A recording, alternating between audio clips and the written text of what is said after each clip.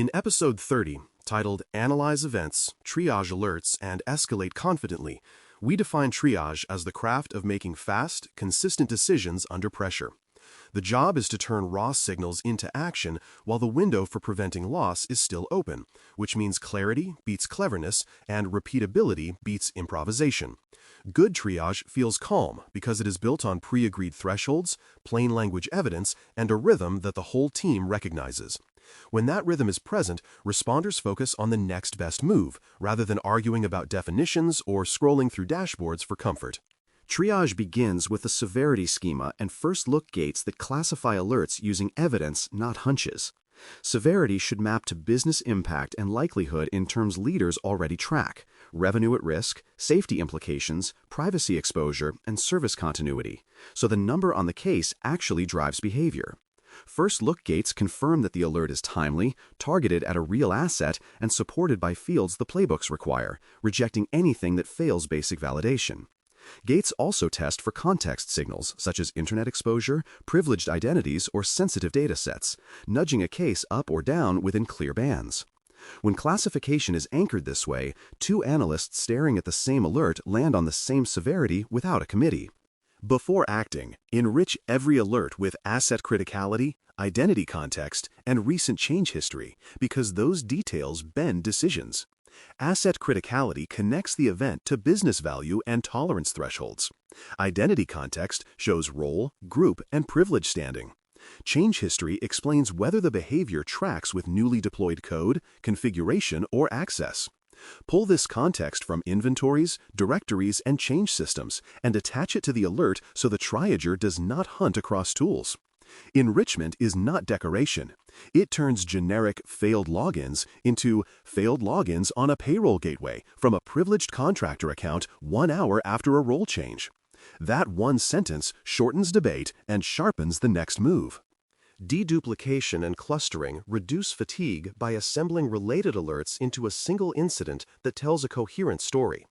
Deduplication collapses identical signals with the same source, destination, and signature within a tight window, avoiding dozens of copies that hide the real picture. Clustering links different but related events, such as an anomalous login, a token reuse, and an unexpected data egress based on shared entities and time proximity. The goal is not to erase signal, but to move from pebbles to a path, so the incident reflects a chain of behavior that a human can follow. When the system groups alerts precisely, analysts spend minutes understanding a storyline rather than hours closing clones. Playbooks provide the backbone for action, and they must include explicit containment triggers, branching paths, and verification checkpoints. A containment trigger might be disable access for the affected identity if multi-factor prompts occur from 2 geographies within 5 minutes, while a branch could separate contractor accounts from employee accounts because the legal posture differs. Verification checkpoints force a pause to confirm that an action had the intended effect and did not degrade service beyond the agreed tolerance. Each step should name the evidence to gather, the decision owner, and the clock that governs waiting. With this structure, playbooks become instruments for judgment rather than scripts that demand blind execution. False positives drain energy, so validate signals against known benign patterns without blinding coverage. Maintain an allow list for sanctioned scanners, scheduled jobs, and approved automated behaviors that otherwise mimic adversary techniques. Pair these lists with time-boxed suppressions and reasons, then review them regularly to prevent permanent blind spots. Use field-level tests to confirm that the event truly matches the malicious condition and not a lookalike, such as comparing process parents, command line flags, or token attributes.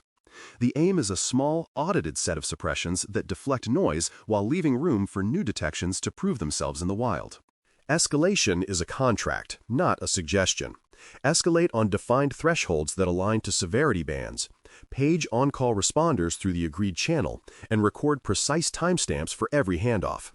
Timestamps should capture the moment of alert creation, triage start, escalation, containment action, and verification, because these marks become the backbone of the incident timeline and the measurement of performance.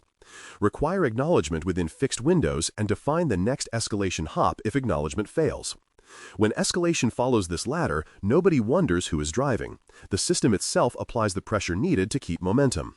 Communication during live response should be structured and discreet. Use templates that capture what happened, what is known, what is being done, who owns the next step, and when the next update will arrive. Include classification labels so recipients understand the handling expectations and route versions appropriately. Technical teams get detail, executives get outcomes and impact.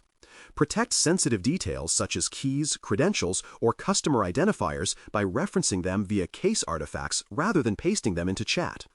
Clear, quiet updates prevent rumor-driven thrash and keep the organization aligned without oversharing.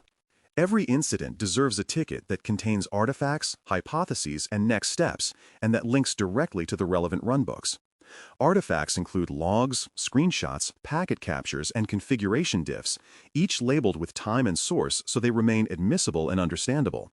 Hypotheses describe competing explanations for the behavior and what evidence would confirm or falsify them, which keeps analysis honest and focused. Next steps assign owners to gather specific evidence, execute containment, or validate recovery. Linking the ticket to a runbook ensures no one invents process under stress and that improvements stick when the dust settles. A durable timeline is the investigator's map and the reviewer's truth source.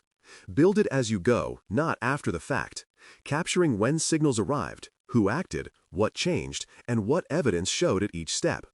Record decisions and the rationale behind them, including any constraints or trade-offs, because those notes explain why a path was chosen and inoculate the review against hindsight bias.